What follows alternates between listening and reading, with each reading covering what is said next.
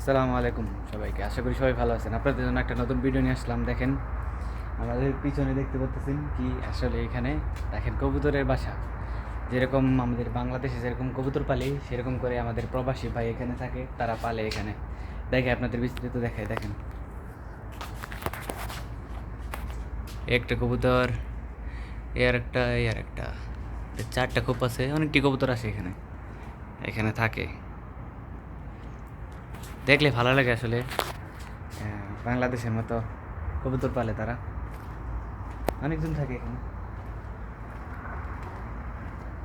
এটা হচ্ছে আমাদের ভিলা।